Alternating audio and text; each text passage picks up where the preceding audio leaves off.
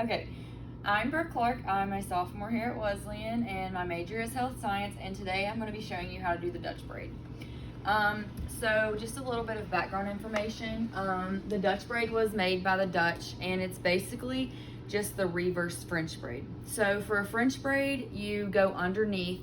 So you'll have your hands like this when you're doing the braid. And for the Dutch braid, you hold your hands like this on the top of the head and you go above. So to start off, the materials we will need is a brush or a comb. And I brought a brush because Gabby's hair is very thick and it would be better to brush it out rather than using a comb. You need mini rubber bands, which I have right here, and I normally use at least 2 to 3 rubber bands. And for Gabby, she has thick hair, so I could use a hair bow as well. So the step one, I am going to brush out Gabby's hair and make sure there's no tangles. If there's tangles, it's really gonna be hard for the braid to look nice. There will be bumps, and if the bumps are in there, it'll make the braid look really messy. And the braid I'm gonna do today, I'm just gonna do a braid on the side of her head. One that you can either wear with your hair down or you can wear with your hair up. You can do pretty much any kind of braid with the Dutch braid. You can do all the way back, you can do 2, but just for today, I'm just gonna do 1 right on this along the side of her head. So for the next step, you take 3 strands of hair. You'll get a group of hair just like this, and you will part it with your fingers into 3 sections. Once you get these 3 sections, you will take this side, the left side, go underneath the middle. You will now grab extra hair with your left hand and bring the right side back underneath the middle again. And as you're doing this, you want to make sure you're just brushing it out with your fingers to make sure there's no bumps. So now I'm going to take more hair from this side, take it underneath, and you want to make sure it's really tight at the beginning because at the end you're going to pull it out. So you want to keep going with the braid as tight as you can, and see, you can get little bumps, but you can just go back through with your fingers just like that and then pull it out. And then you're just going to keep going, keep grabbing more hair. And like a lot of people's hair get these little bumps, so you need to pull those out.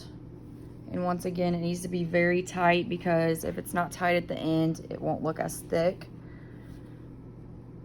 Keep going down. Grabbing extra hair every time. Whenever you want the braid to stop going on the side of the head, I'm going to do a few more strands with grabbing the hair. And then I'm gonna do 1 more. Take extra hair underneath. Okay, so now that I'm finished with doing it on the head, I'm just gonna do a regular braid now. But before I do that, I'm gonna make sure to brush these out with my fingers to make sure there are no bumps. So now I'm gonna continue the braid. Just a normal braid. You go underneath to make it look a little thicker. Keep going. All the way down.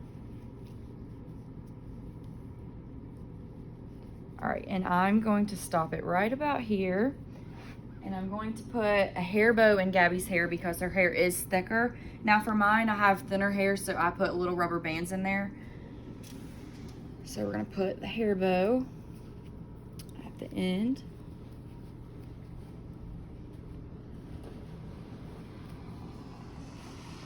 And now, once you've done this, you want to pull the braid out. So you're gonna take each strand starting from the top of the head and you're gonna pull it out gently. Just shake it a little bit.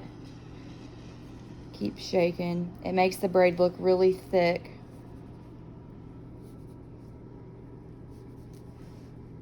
I personally like these better than French braid because they look more professional. Like, you can wear your hair like this for anything, for sports, for your job, for anything. So this is a way you could wear it. You could either just tie it and wear your hair down just like this. And again, if you want it even thicker, just go back through again and pull through even more. I like mine extra thick, and Gabby's hair is really good with the thickness, so this looks extra thick.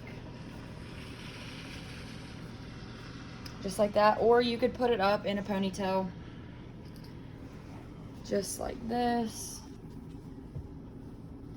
and then just put this back like that, and then you can have it just like this, and you can see the side, the thickness of the braid.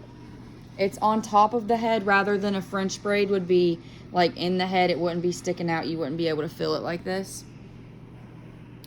So that is this braid.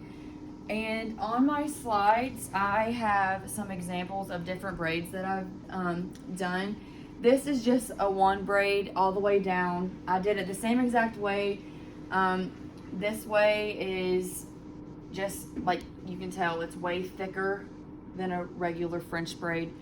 And then here's another example. This is kind of how I did Gabby's, but you can tell the difference with this is thinner hair. It looks a little bit more thin rather than Gabby's looks extra thick.